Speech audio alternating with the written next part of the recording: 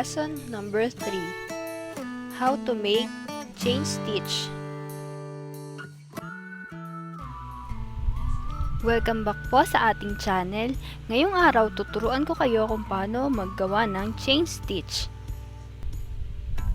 or foundation chain. Ito yung umpisa ng ating every row pag magko-crochet tayo. And of course, ang mga materials na ating kailangan ay a ball of yarn and the hook. So, prepare your yarn and your hook. At mag-start na tayo kung paano gumawa ng chain stitch. From the previous lesson, tinuruan ko kayo kung paano gumawak ng yarn, like this. At kung paano gumawa ng slip knot, like this one.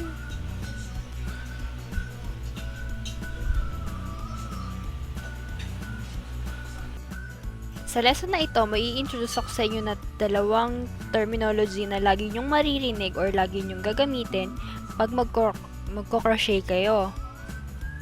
At ito ay yung yarn over and pull through.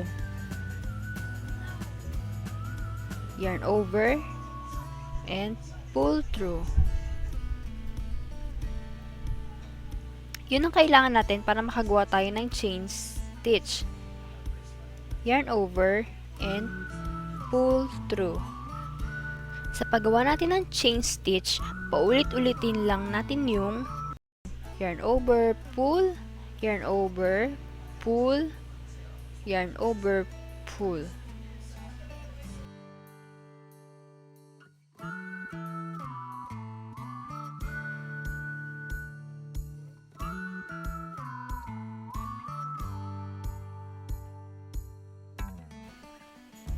Ang dali lang, 'di ba, kung paano gumawa ng chain stitches.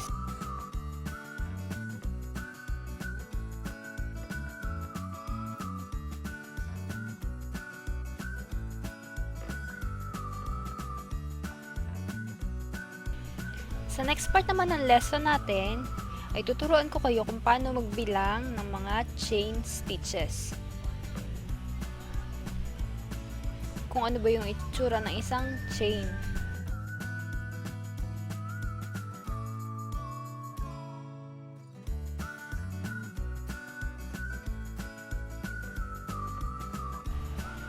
Kung mapapansin nyo sa structure ng ating chains, ng foundation chain, makakakita kayo ng mga small V's, tulad nito. Isang small V na yan ay counted as one stitch or one chain.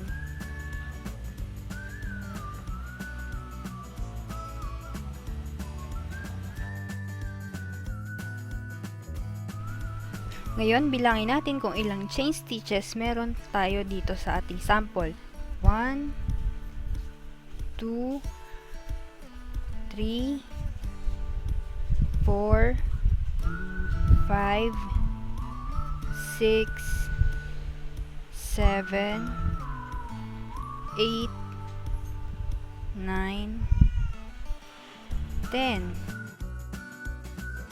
And one more thing, itong chain na nasa hook natin ay hindi counted as chain stitch. Lagi nyo tatandaan, hindi siya counted. So, hanggang dito lang yung last chain natin ng count.